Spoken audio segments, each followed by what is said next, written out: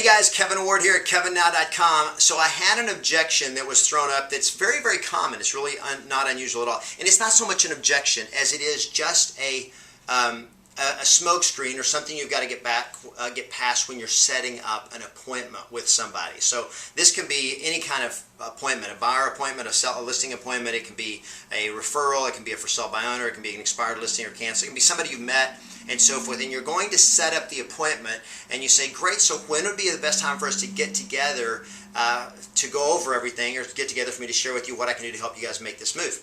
And the question is, and you close for the appointment and you say, well, I could come out tomorrow at 3, or would 6 be better? Well, I'm going to need to talk to my husband about it to find out what works for him, or I need to talk to my wife to find out if she really wants to do this, and so forth.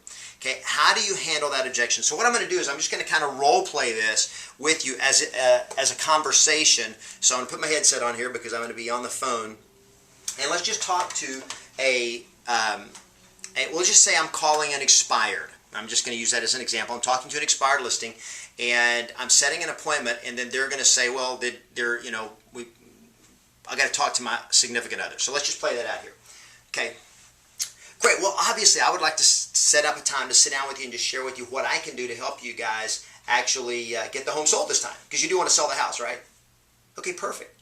Great. So when would be the best time for us to get together for me to share with you exactly how I can make that happen? I could come out tomorrow afternoon around 2, or would tomorrow evening around 6 o'clock be better?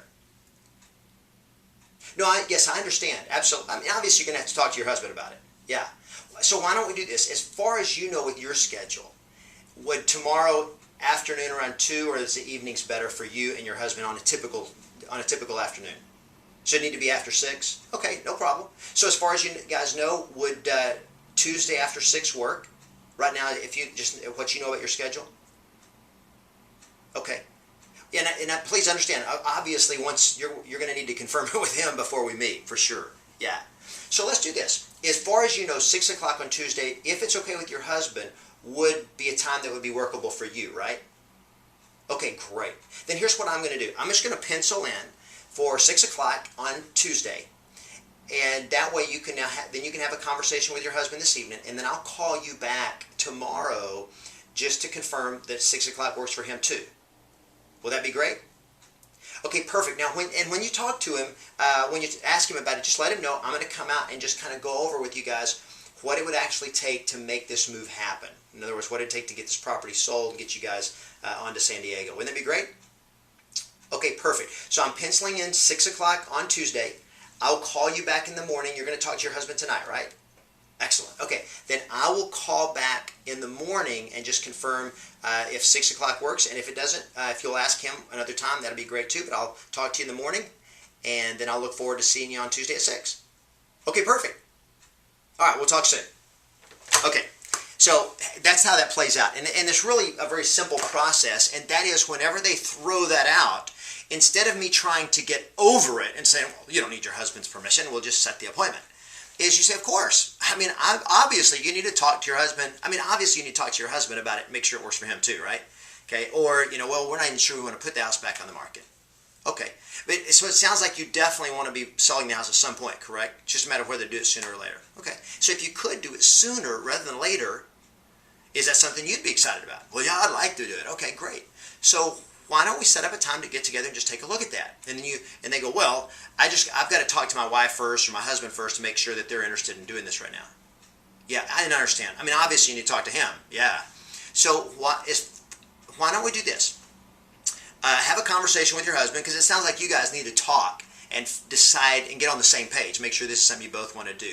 Now, if your husband is interested in doing this, this is something you'd be excited about going ahead and doing, right? Is selling the house and making the move. Okay? Yeah, perfect. So have that conversation with him. If we could make the numbers work in a way that would help you guys actually get it done sooner rather than later, and he's excited about it, you are open to meeting, right? Okay, perfect.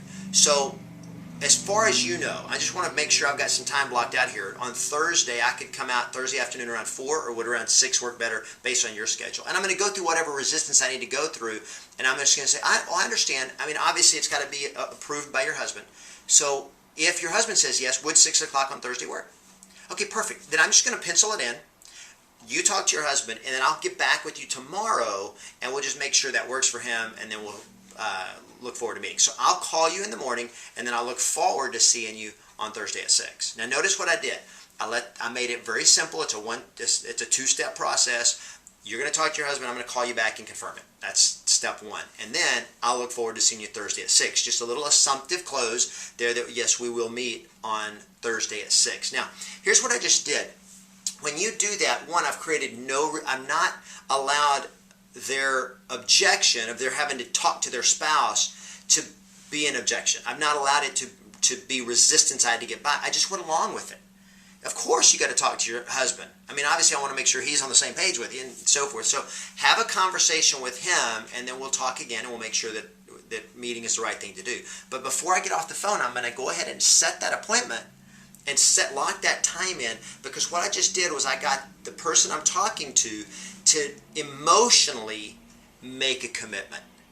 And so here's the secret to that. If you want to know the real secret to getting somebody who's resistant to setting an appointment to set it, is one, focus on their motivation so that I'm moving the direction they're moving. I'm collaborating with them about what's important to them, what they want, because they don't want an appointment. They don't want to list their house, but they do want to move to San Diego.